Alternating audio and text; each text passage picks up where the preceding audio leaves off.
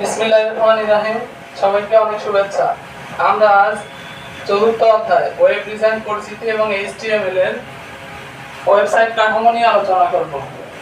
গঠনের ভিত্তিতে ওয়েবসাইট কাঠামোকে দুই ভাগে ভাগ করা হয়।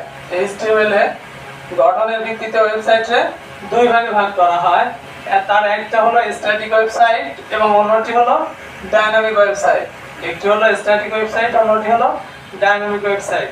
স্ট্যাটিক ওয়েবসাইট হলো যে ওয়েবসাইটে পূর্ব থেকে তৈরিকৃত তথ্য প্রদর্শন করে, সেই ওয়েবসাইটের নাম হচ্ছে স্ট্যাটিক ওয়েবসাইট। এই ওয়েবসাইট হচ্ছে তুলনামূলকভাবে খরচ কম। এই ওয়েবসাইটটা তুলনামূলক খরচ কম এবং এটি HTML ও CSS ভাষা দ্বারা এটা উন্নয়ন করা হয়। HTML এবং CSS ভাষা দ্বারা স্ট্যাটিক ওয়েবসাইটের উন্নয়ন করা হয়। এরপর হচ্ছে ডাইনামিক ওয়েবসাইট। ডাইনামিক ওয়েবসাইট হচ্ছে যে ওয়েবসাইট নিয়মিত বা প্রতিনিয়ত আপডেট তথ্য প্রদর্শন করে, সেই ওয়েবসাইটটাকে বলা হচ্ছে ডাইনামিক ওয়েবসাইট। যে ওয়েবসাইটটা প্রতিনিয়ত আপডেট তথ্য প্রদর্শন করে সেটা হচ্ছে ডাইনামিক ওয়েবসাইট। এটি তুলনামূলক স্ট্যাটিক ওয়েবসাইটের চেয়ে খরচ বেশি। এছাড়া এটি HTML, CSS, MySQL, PHP, JSP, ASP ইত্যাদি ভাষা বা টুলস ব্যবহার করে এই ডাইনামিক ওয়েবসাইটটা উন্নয়ন করা হয়। ঠিক আছে, এখন আমরা যদি এইটুকু জানি, গঠনের ভিত্তিতে ওয়েবসাইটের এইটুকু যদি আমরা জানি, যেটুকু আমি বললাম এইটুকু যদি জানি, তাহলে আমরা বরিশাল বোর্ড 19 এবং রাজশাহী বোর্ড 16 এবং দিনাজপুর বোর্ড 16 এই প্রশ্নগুলোর অ্যানসার করতে পারবো। কিভাবে করব?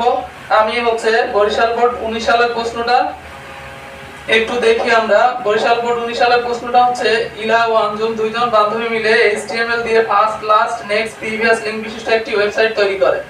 ওয়েবসাইটটি দ্রুত ব্রাউজ করা গেলেও তথ্য নিয়মিত আপডেট করতে সমস্যা হয়। এইখানেই এই প্রশ্নের উত্তরটা এখানেই লুকিয়ে আছে।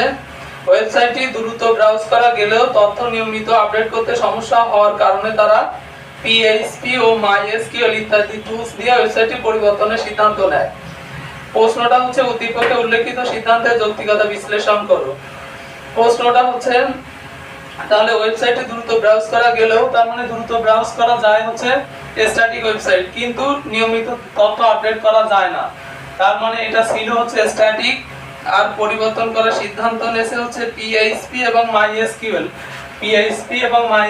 এই টুলস দিয়ে পরিবর্তন করার সিদ্ধান্ত নিয়েছে। তার মানে স্ট্যাটিক ছিল, ওরা পরিবর্তন করে ডাইনামিক বানাবে। তাহলে প্রশ্নটার অ্যানসার যদি আমরা লিখি, তাহলে যদি আমরা ওদের যৌক্তিকতা বিশ্লেষণ করি, যদি ওটা ঠিক বলি, যেটা বলেছে ওরা ওইটা যদি আমরা ঠিক বলি, তাহলে অ্যানসার হবে ডাইনামিকের সুবিধাগুলো লিখতে হবে আর স্ট্যাটিকের অসুবিধাগুলো লিখতে হবে। তাহলে আমার এইটুকু দিয়ে তুমি প্রশ্নটা ধরতে পারবা যে প্রশ্নটা কি হবে, কিন্তু অ্যানসার তোমার লেখার জন্য ডাইনামিকের সুবিধাগুলো লিখতে হবে আর স্ট্যাটিকের অসুবিধাগুলো লিখতে হবে। তাহলে ওরা যে কথাটা বলেছে সেটা ঠিক, আর এই সুবিধা অসুবিধার ভিতরে আমি যেটুকু দিছি এটুকু দেওয়া হবে। কাঠামোর ভিত্তিতে ওয়েবসাইটের চার ভাগে ভাগ করা হয়। কাঠামোর ভিত্তিতে ওয়েবসাইট হলো চার প্রকার। একটা ট্রি বা হায়ারার্কিক্যাল, আর 2 নাম্বার লিনিয়ার বা সিকোয়েন্স, 3 নাম্বার নেটওয়ার্ক বা ওয়েব লিংক, 4 নাম্বার হাইব্রিড বা কম্বিনেশন বা মিশ্র। এখন আমরা এই সবগুলোর ব্যাখ্যা এবং এইগুলো যে পরীক্ষায় কেমন চিত্র আসলে আমরা কোন কাঠামো বলবো সেটা দেখব। কাঠামো ভিত্তিতে ওয়েবসাইটের চার ভাগে ভাগ করা হয়। তার প্রথমটা হলো ট্রি বা হায়ারার্কিক্যাল। আমরা কেমন চিত্র যদি থাকে পরীক্ষার প্রশ্নে, তাহলে বুঝবো যে এটা ট্রি। যদি এরকম থাকে, প্রথমে মেইন পেজ থেকে দুইটা বড় শাখা, বড় ডাল, তারপর একটা শাখা থেকে আবার দুইটা ডাল, এরকম যদি থাকে তাহলে সেটা আমরা নিঃসন্দেহে বলবো সেটা ট্রি কাঠামো। আবার যদি এরকম থাকে, মেইন পেজ থেকে প্রথমে 3টা পেজ, তারপর এই 3টা পেজ থেকে আবার যদি দুইটা পেজ থাকে, বা আবার যদি 3টা পেজ থাকে, আমি এখানে একটা দেখাইছি, এর সাথে এরকম দুইটা থাকতে পারে, এর সাথে দুইটা থাকতে পারে। যদি এরকম থাকে তাহলে সেটা ট্রি কাঠামো। আবার এরকম যদি একটা পেজ থাকে, একটা পেজের সাথে যদি এরকম 4টা পেজ থাকে, সেটা ট্রি কাঠামো। তাহলে এই কাঠামোগুলো যদি থাকে তাহলে আমরা সেটা নিঃসন্দেহে বলবো সেটা হচ্ছে ট্রি কাঠামো। আর কথায় একটা লেখা থাকতে পারে, সেটা হচ্ছে যদি এরকম থাকে যে মূল পেজের সাথে অন্যান্য পেজের যে সম্পর্ক, এরকম থাকলে সেটা হচ্ছে ট্রি কাঠামো। তাহলে এই কাঠামোগুলো দেখলেই আমরা সেটা বলবো সেটা হচ্ছে ট্রি কাঠামো। এটা কিন্তু প্রায় প্রত্যেক পরীক্ষায় কিন্তু এই প্রশ্নগুলো আসতেছে।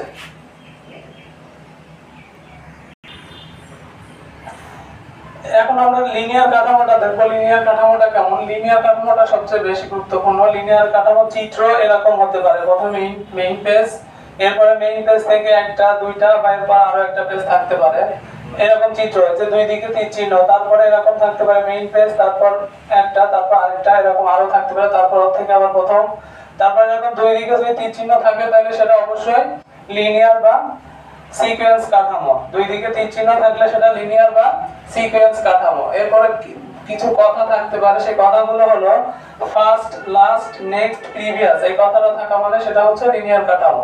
এরপর যদি থাকে যে উভমুখী ডেটা সরবরাহ করে, সেটাও লিনিয়ার কাঠামো। উভমুখী ডেটা যদি সরবরাহ করে এই লেখাটা থাকা মানে সেটা হচ্ছে লিনিয়ার কাঠামো। এরপর যদি এমন থাকে যে পরপর প্রতিটি পেজে সংযুক্ত থাকে, পেজগুলো পরপর প্রতিটি পেজে সংযুক্ত থাকে, যদি এরকম থাকে সেটা হচ্ছে লিনিয়ার কাঠামো।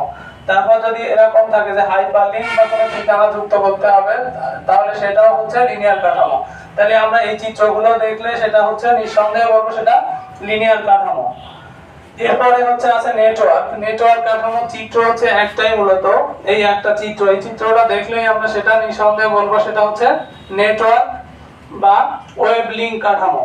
আর এর কথা থাকতে পারে, একটা কথা লেখা থাকতে পারে যে চারিদিক বা অনেক দিক থেকে যে নেটওয়ার্ক যুক্ত থাকে সেটা হচ্ছে নেটওয়ার্ক কাঠামো। এরপরে আরেকটা কাঠামো আছে, সেটা হচ্ছে হাইব্রিড বা কম্বিনেশন বা মিশ্র কাঠামো। আমরা যে তিনটা কাঠামো দেখলাম, এই তিনটা কাঠামো, দুইটা কাঠামো যদি একসাথে থাকে, দুইটা কাঠামো যদি একসাথে থাকে তাহলে সেটা বলবো সেটা হচ্ছে হাইব্রিড বা কম্বিনেশন কাঠামো। এর একটা উদাহরণ আছে, যশোর বোর্ড 19 সালে দৃশ্যকল্প 1 যে চিত্রটা আছে, এই চিত্রটা হচ্ছে দেখতে হচ্ছে ট্রির মতো, এবং ওর ভিতরে সুন্দরভাবে দেখলে দেখা যাবে যে ওখানে তীর চিহ্ন আছে দুই দিকে, ওর ভিতরে তীর চিহ্ন আছে দুই দিকে, আর দেখতে হচ্ছে ট্রির মতো। তাহলে এই কাঠামোটা হচ্ছে ট্রি প্লাস লিনিয়ার সমান সমান হাইব্রিড।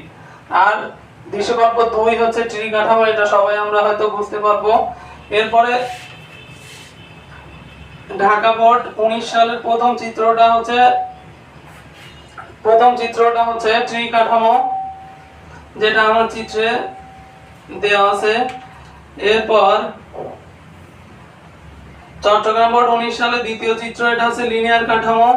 এরপর বরিশাল বোর্ড 19 এ লেখা আছে যে HTML দিয়ে first, last, next, previous link বিশিষ্ট একটা ওয়েবসাইট তৈরি করে। এর গদাগ হচ্ছে ওয়েবসাইটের স্ট্রাকচার ব্যাখ্যা করে, এর গদাগগুলো হচ্ছে লিনিয়ার কাঠামো। এরপর দিনাজপুর বোর্ড 19 সালে আছে যে শিলা একটি ওয়েব পেজ তৈরি করে, যাতে আরবোর্ড লেখাটি ক্লিক করলে এখানে লেখা আছে যে শিলাদের কলেজের ওয়েবসাইটটি সার্ভার এবং ব্রাউজারের মধ্যে উভমুখী ডেটা সরবরাহ করে। এর গদাগ হচ্ছে শিলাদের কলেজের ওয়েবসাইটটি প্রকারভেদ ব্যাখ্যা করে, এটা হচ্ছে লিনিয়ার কাঠামো। যে উভমুখী ডেটা সরবরাহ করে এটা হচ্ছে লিনিয়ার কাঠামো। এরপর কুমিল্লা বোর্ড 16 সালে দুইটা চিত্র আছে, প্রথম চিত্র হচ্ছে লিনিয়ার কাঠামো, দ্বিতীয় চিত্র হচ্ছে ট্রি। বোর্ড 18 সালের একটা প্রশ্ন আছে, এটা হচ্ছে নেটওয়ার্ক কাঠামো। এভাবে অনেকগুলো হচ্ছে আমরা প্রশ্নের উত্তর এই কাঠামোর ভিতর থেকে দিতে পারবো। তাহলে কাঠামোর যে প্রশ্নগুলো গঠন ভিত্তিতে ওয়েবসাইটে দুই ভাগে ভাগ করা হয়, একটা হচ্ছে স্ট্যাটিক ওয়েবসাইট, একটা হচ্ছে ডাইনামিক ওয়েবসাইট। আমরা দেখলাম এই সম্পর্কিত হচ্ছে দুই তিনটা প্রশ্ন আছে বইতে, মানে বিভিন্ন সালে। আর কাঠামোর ভিত্তিতে ওয়েবসাইটে ভাগ করা হচ্ছে চার ভাবে। সেই চারটার কিন্তু অনেকগুলো কাজ আছে, কিছু কাজ আমি বললাম। সবাইকে অনেক অনেক ধন্যবাদ।